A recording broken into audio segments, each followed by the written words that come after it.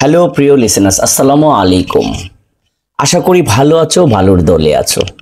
যে যেখান থেকে আমাকে শুনছো সকলকে শুভেচ্ছা অভিনন্দন জানাচ্ছি নতুন একটা ভৌতিক গল্পে। হরর বাংলা অফিসিয়াল বিডি প্রতিনিয়ত তোমাদেরকে ভৌতিক গল্প উপহার দিয়ে থাকে এন্টারটেনমেন্ট হিসাবে। ভৌতিক গল্প উপহার দেই বলে মিথ্যা কুসংস্কার কখনো বিশ্বাস করি না। আশা করি তোমরাও মিথ্যা কুসংস্কার সমাজে রটাবে না, কারণ একটা মিথ্যা কুসংস্কার সমাজকে উলটপালট করে দিতে পারে। ভৌতিক গল্প বিশ্বাস করা না করা কেবল তোমাদের উপর নির্ভর করে, কিন্তু ভৌতিক গল্প শুনেনি এমন একজন মানুষ আমরা খুঁজে পাবো না। এপার বাংলা ওপার বাংলা, বাংলা ভাষাভাষী যে যেখান থেকে ভৌতিক গল্পগুলো তোমরা শোনো, তোমরা নিশ্চয়ই জানো বাংলা এমন একটা সময় ছিল যে ভূতের গল্প শোনার জন্য সন্ধ্যায় হ্যারিকেনের আলোয় পিসি মাসি দাদা দাদির কাছে আমরা একটা বায়না ধরতাম ভূতের গল্প শোনার জন্য। সেই গল্পগুলো হয়তোবা ওভাবে আর শোনা হয় না, তবে কোনো প্ল্যাটফর্মের মাধ্যমে আমরা কোনো না কোনোভাবে হরর মুভি বা এই সমস্ত ভৌতিক গল্পগুলো আমরা শুনে থাকি। তাহলে চলো আমরা গল্পে ফিরে যাই। আজকের গল্প ভূতের কবলে বাস। গল্প পাঠে আমি বাদল রায়হান আছি তোমাদের সঙ্গে। শব্দ সাউন্ড এডিটিং এ তাহমিনা রায়হান মিম, পোস্টার ডিজাইন আরিফিন রায়হান অনন্ত। একটি বাস এবং তার যাত্রীদের ঘিরে অবর্তিত যারা এক অদ্ভুত এবং ভয়ানক রাতের যাত্রাটা আটকে পড়ে।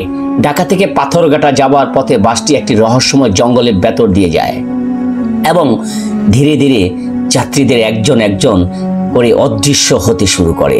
বাসটি যেমন একটি অভিশপ্ত যান, যার গন্তব্য এবং কখনো গন্তব্য পৌঁছায় না। কেউ কি বাঁচবে সেই রাত থেকে, নাকি বাসটি চিরকাল অভিশপ্ত যাত্রীদের নিয়েই ঘুরে বেড়াবে? ঢাকা শহরের ব্যস্ততম একটু একটু করে মিস্তি হয়ে আসছিল। রাত পড়া 11টা। গাবতলী বাস স্ট্যান্ডে দাঁড়িয়ে আছে একটি পুরনো বাস। বাসের গায়ে রংচটা অক্ষরে লেখা পাথরঘাটা। রাত 11:15।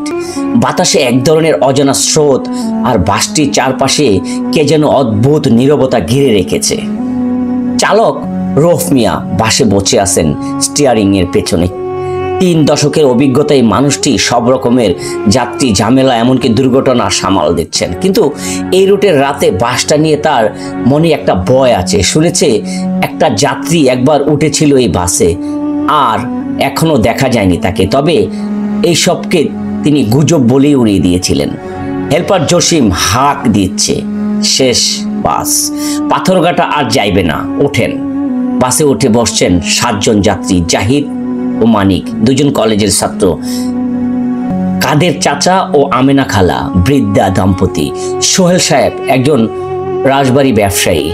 বোরখা পরা এক নারী, কারোর সঙ্গে কথা বললেন না। এক মধ্যবয়স্ক ব্যক্তি পেছনের সিটে, চোখে রোদালো চশমা। রাতে চশমা কেন? এটা অনেকটা অবাক করার মতো। রাত 11:20। বাসটা ছেড়ে দিল গাবতলী থেকে। শহরের আলোয় পিছনে ফেলে বাস ঢুকল কৃষ্ণ অন্ধকার এক সড়কের মধ্য দিয়ে। একসময় বন শুরু হলো। গাড়ির হেডলাইট গাছের ছায়াগুলো চলন্ত ভূতের মতো দেখাচ্ছে। হঠাৎ বাসটা একটু ঝাঁকুনি দিয়ে থেমে গেল। ইঞ্জিন কাঁপছে। জসিম ভয় পেয়ে বলল, ভাই আবার সেই ঝামেলা? রূপ বলল, চুপ কর, তোর এই ভূতের ভয় যত বিপদ ডাকে। কিন্তু বাসটা নিজে থেকে আবার চলতে শুরু করলো, কোনো শব্দ ছাড়া। যাত্রীদের মধ্যে একজন হঠাৎ বলে উঠল, এই বাসটা আসলে কি হঠাৎ আবার চলতে শুরু করলো? তাহলে এটাকে ড্রাইভার চালায়নি? এ বলে তারা চুপচাপ আবার বসেছিল। তারা সবাই ঘুরে তাকালো।